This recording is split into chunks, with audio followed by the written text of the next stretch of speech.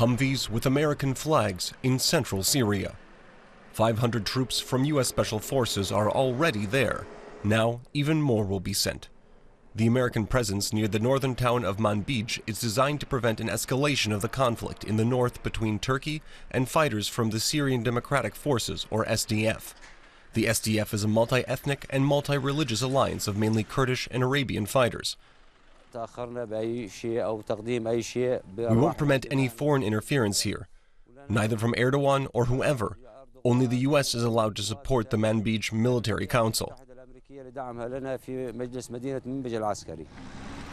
Just outside the town, there are Russian soldiers as well as Syrian government forces. This is an extremely complex conflict. After 6 years of fighting, there are so many factions that it's not simply a Syrian war.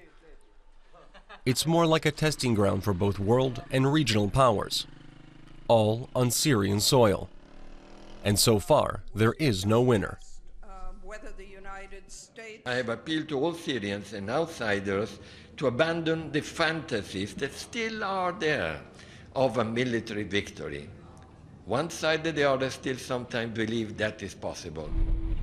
Now, 6 years after the Arab Spring in Syria began, the country's cities lie in rubble.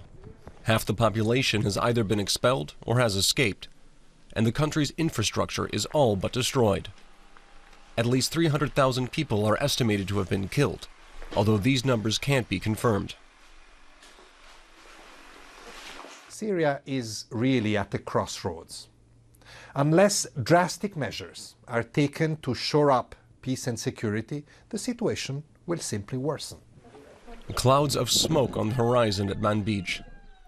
Turkey's fight against Syria's Kurdish militia is another flashpoint in northern Syria. The situation has escalated to such a degree that there's little chance of any negotiations taking place.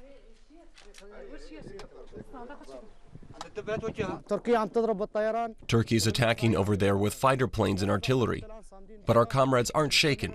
Soon they'll be pushing forward again.